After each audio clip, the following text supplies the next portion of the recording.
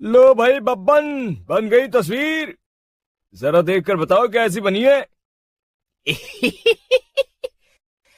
अरे भाई मोहन, मेरी सलाह मानो तो तुम रहने ही दो। एक पेंटर बनना तुम्हारे बस की बात नहीं है। हाँ, तुमने सही कहा।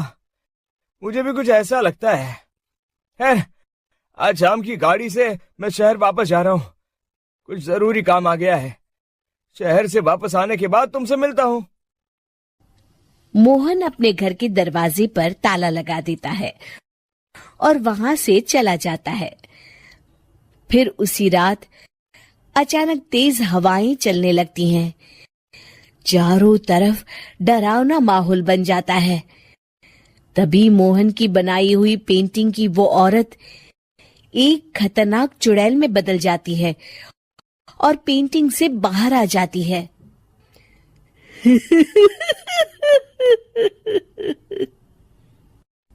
चुड़ैल घर के बाहर चली जाती है।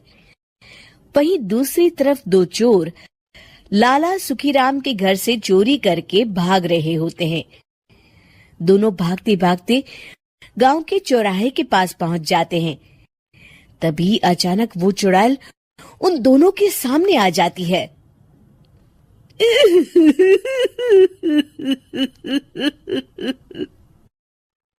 अरे मर गया रे! ये चुड़ैल कहाँ से आ गई? अरे मैंने तो तुझसे पहले ही कहा था कि आज अमावस्या की रात है। आज हमें चोरी नहीं करनी चाहिए। हाँ भाई बिल्ला, तुमने बिल्कुल सही कहा। जरा इसके दांत तो देखो, कितने बड़े हैं। चुड़ैल उन दोनों की तरफ बढ़ती है। अरे चुड़ैल दीदी, तुम चाहो तो ये सारे पैसे और जेवर ले लो, लेकिन हम दोनों को कुछ मत करना।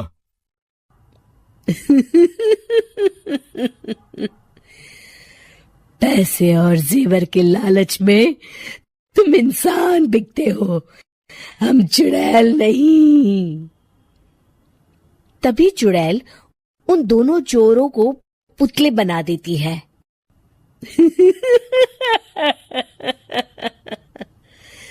मैं किसी को नहीं छोड़ूंगी।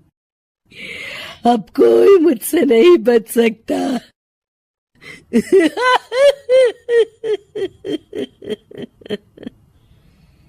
चुड़ैल अपने अगले शिकार की खोज में वहां से चली जाती है। गांव की दूसरी ओर जाने पर चुड़ैल को हरिया, बिरजू और बब्बन दिखाई देते हैं। आज संडे है, आज कपिल शर्मा शो देखने का दिन है। जोर से बोलो। आज संडे है। मैंने नहीं सुना। आज संडे है, आज कपिल शर्मा देखने का दिन है। हाँ, ये हुई ना बात। अरे ये कपिल शर्मा कौन है जो ये लोग उसे देखने के लिए इतने उतावले हुए जा रहे हैं? खैर, मुझे क्या, मैं अभी इन दोनों को मजा चखाती हूँ। चुड़ैल तेजी से उड़कर उन तीनों के सामने आकर खड़ी हो जाती है।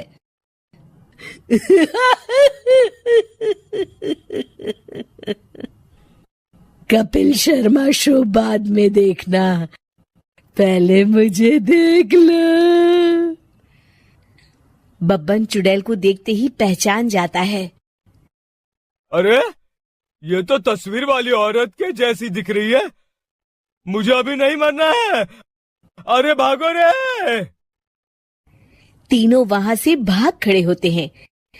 बब्बन तो किसी तरह अपनी जान बचाकर वहां से भाग जाता है, लेकिन हरिया और बिरजू को चुड़ैल पकड़ लेती है और उन्हें पुतला बना देती है। फिर चुड़ैल बब्बन को पकड़ने के लिए उसका पीछा करती है, लेकिन बब्बन उसे कहीं नहीं दिखाई देता। अरे वो मोटा तो बड़ा तेज भागता है, शायद उस तरफ गया होगा। बब्बन एक दीवार के पीछे छुपकर बैठ जाता है और चुड़ैल उसके सामने से आगे निकल जाती है। बाल बाल बच गया।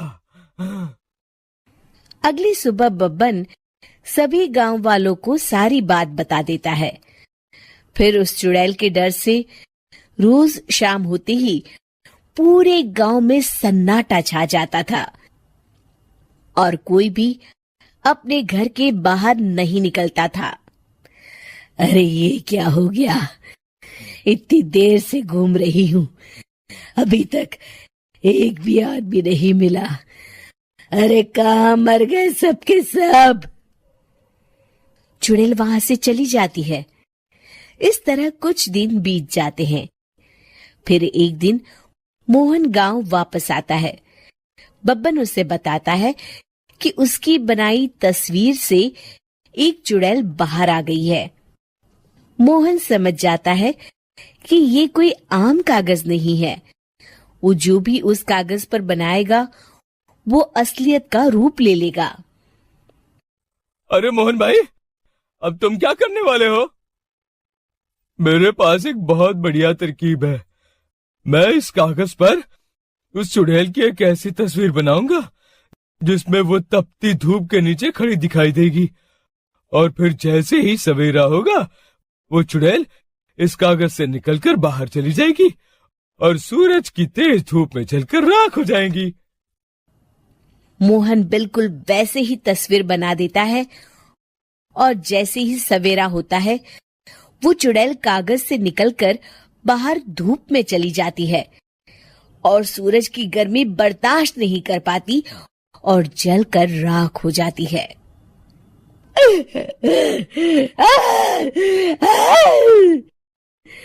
ये मुझे क्या हो रहा है?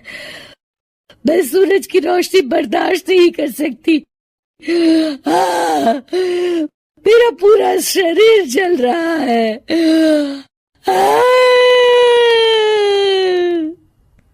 और इस तरह चुड़ैल के जलते ही पुतले बने सभी लोग पहले की तरह इंसान बन जाते हैं।